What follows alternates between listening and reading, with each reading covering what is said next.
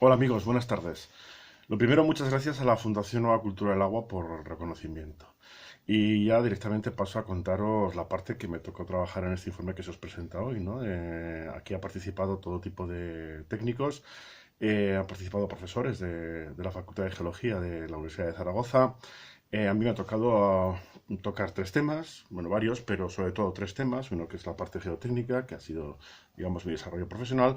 La parte de la sismicidad, que he estudiado durante muchos años, en la que he tenido que trabajar también en otras zonas también del Estado y de Europa. Y también la parte final, que es una parte muy importante desde mi punto de vista, que es la parte correspondiente a una proyección futura de cuál es el estado, o va a ser el estado de IESA, tal y como lo estamos haciendo, en un contexto de insumos energéticos decrecientes, tal y como nos dice la Agencia Internacional de Energía, en el que también hay que considerar el impacto importante del cambio climático, ¿no? Bueno, en primer lugar, en la parte geotécnica, bueno, todos sabemos que las condiciones de estabilidad de IESA son muy comprometidas, que justo en este momento estamos pasando por las peores de la historia. Todos sabemos que el factor de seguridad ha ido disminuyendo según aumentaba el presupuesto. Hemos visto también que se ha prometido que se llegaría siempre a una estabilidad, que ha sido la norma desde que se empezaron las obras. La estabilidad siempre ha aparecido como una promesa. Conseguiré por la estabilidad. Incluso en el último tomo 1 para revisar en cuanto a las últimas modificaciones de proyectos, se habla en condicional, ¿no? Se llegaría, alcanzaríamos, etcétera, ¿no? Es decir, que estamos con esta tesitura desde el principio cuando sabemos que el ser humano ha llegado a las cotas de dominio del medio gracias a que siempre a través de las ciencias de la Tierra aseguró la estabilidad desde el principio, ¿no? Es decir, que las obras están garantizadas tanto en su estabilidad como en su sinónimo hoy en día sostenibilidad por el hecho de que el lugar que la sustenta pues es estable, ¿no? Y entonces con esto pues ya podemos empezar a construir cualquier infraestructura. En el caso de IESA todavía estamos esperando y ya está prácticamente terminada al 80% lo que es el cuerpo de la nueva presa y todavía la estabilidad sigue comprometida. Estamos hablando de factor de seguridad 1, puesto que tenemos datos de que se mueve extremadamente lenta, pero se mueve. Con lo cual quiere decir que aquella promesa de que la nueva presa iba a ser de contrafuerte, bueno, pues posiblemente esté aportando cierta estabilidad, pero vemos que se sigue moviendo, con lo cual aquella solución final que se dijo y que se barajó, y de hecho todavía se sigue diciendo por parte de la Confederación, tiene una validez bastante escasa, ¿no? Por el hecho sobre todo de que está en el espíritu de las laderas estables aguantar presas y no en el espíritu de las presas aguantar laderas inestables, ¿no? Bien, eso desde el punto de vista geotécnico es lo que puedo aportar, que a su vez está muy ligado con el problema de la sismicidad, ¿no? El tema de la sismicidad es algo pues, que no se ha querido estudiar cuando ya se dijo en el año 93, se le dijo al ingeniero José Luis Uceda, que bueno, pues que él mismo dijo había que hacer un estudio para garantizar que el tema sísmico, que ya se conocía históricamente, que había habido terremotos importantes desde la Edad Media, en la Edad más moderna, después del terremoto de Lisboa, y por supuesto el gran terremoto, el conocido terremoto como el de Martes, ¿no? Del año 1923, que andaría por los 5,8, una cosa así, aunque está en revisión, pero que en cualquier caso supone un latigazo importante, sobre todo por el hecho de que el parámetro que se utiliza últimamente en las últimas décadas para calcular estructuras y de grandes infraestructuras es la aceleración básica del terreno. Entonces, bueno, pues lo que suministra la normativa es un mapa de aceleración básica del terreno.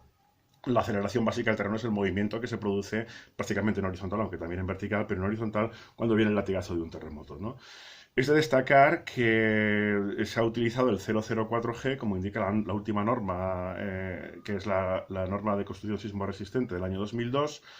Luego está la de puentes del año 2007 y el mapa que se presenta es precisamente de 0,4, es decir, el 4% de la aceleración de la gravedad para la zona en este caso Pamplona, Sangüesa, etcétera. Aunque hay una revisión en el año 2012 y otra en 2015 que los multiplica más que por 2, ¿no? Pone 0,09G, o sea, el 9% de la aceleración de la gravedad exactamente igual que en Pamplona, ¿no? Lo que pasa que es que, claro, en Pamplona el pasado 10 de marzo tuvimos un terremotito de 4,2, que no es gran cosa, uno de esos terremotos habituales que se producen en estas zonas de Navarra, pues uno cada 3, 4, 5 años, es decir que un terremoto de 4,2 que fue capaz de generar 4 veces la aceleración básica esperada, y que no fue del 4%, sino del 16%, que esa justo una frontera a partir de la cual había que tomar una serie de medidas, sobre todo en edificación, ¿no?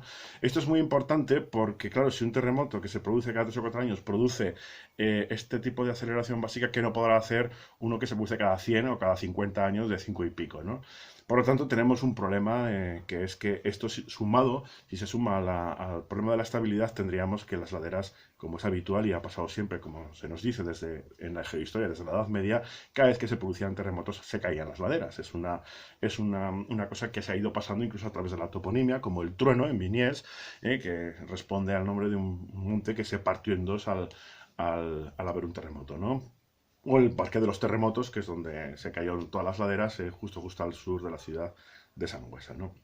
Bien, este problema ya se va a quedar sellado en la obra. No sabemos cómo va a reaccionar porque, bueno, tampoco sabemos si se va a producir sismicidad inducida. Pero bueno, en cualquier caso va a estar ahí siempre latente, con unas laderas muy comprometidas y con el problema de que los terremotos conocidos, significativos en esta zona de la Canal de Verdún, son bastante importantes, ¿no? Por otro lado, claro, nos afrontamos un siglo XXI, cuando una obra que se pensó en el siglo XX, para un contexto de crecimiento económico importante, de repente nos damos cuenta que en el siglo XXI, ya nos dice la Agencia Internacional de la Energía, que es un órgano de la OCDE, asesora a los gobiernos por el hecho de que cómo vamos a afrontar, ¿no?, el futuro energético en Europa, sobre todo, puesto que ya se llegó al pico del petróleo en el año 2005 y tenemos verdaderos problemas para suministrar energía al sistema. Y este sistema es un sistema que está basado en el uso de grandes cantidades de energía, ¿no?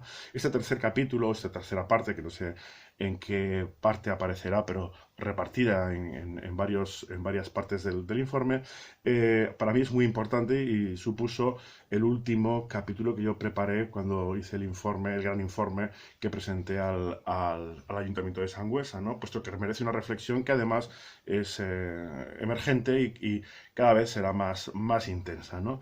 Por el hecho de que, como nos dice la Agencia Internacional de la Energía, a partir del año 2018 vamos a tener un problema de suministro, según ellos, ¿no? Es decir, que hay un aumento importante de la demanda y la cantidad de líquidos, de petróleo y de otras naturalezas que podemos poner en el mercado, pues es mucho menor, ¿no? Con lo cual quiere decir que va a haber una subida importante del precio del barril.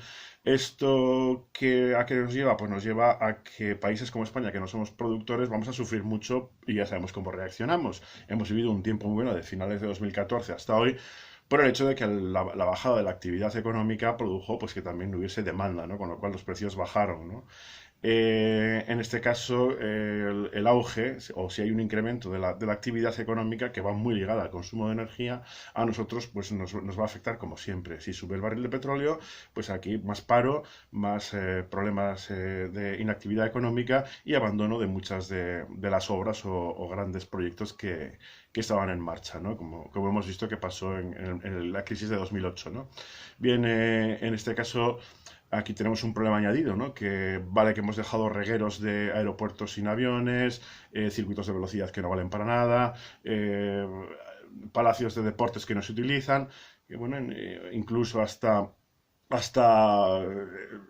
hospitales que tampoco van a tener nunca ya la capacidad de ponerse a funcionar, ¿no? Pero el peor de los casos es que hemos dejado también algunas, lo que yo llamo bombas de relojería, ¿no? Esta plataforma Castor, por ejemplo, que vale, tú cobras, dejas ahí el muerto y luego hay cuidados, pues si lo haces con un palacio de deportes, pues, bueno, pues simplemente has gastado algo que no vas a utilizar, ¿no? Pero cuando dejas ahí algo que es verdaderamente peligroso, pues el problema es distinto, ¿no? Y esa pertenecería a este tipo de obras, ¿no? De hecho, a ver cómo le contamos no ya a las generaciones futuras, sino a nosotros mismos, que en un contexto de cambio climático y de disminución constante de un 3-6% de los insumos energéticos anuales, vamos a mantener una infraestructura tan grande, tan absorbente de recursos energéticos para poder apuntalar su seguridad, de tal forma que se la vamos a tener que quitar a otras partidas sociales, ¿no? Como la educación, la sanidad, etcétera. Bien, esto se ha hecho muy impopular y es una parte pues que no se suele hablar de ella, pero que yo creo que va a tener que entrar en el debate porque no va a quedar más remedio, ¿no? Y sin más, reitero pues mi agradecimiento a la Fundación Nueva Cultura del Agua por este reconocimiento. Espero que lo paséis bien y que disfrutéis mucho de las explicaciones que os van a dar. Y un abrazo a todos. Y ahí estoy, camino de México, a hablar de laderas y a hablar de Yesa, precisamente en la Escuela de Ingeniería Civil de la Universidad de Monterrey, que me han invitado a dar estas charlas, ¿no? Así que Yesa, cruza el charco. Muchas gracias por todo.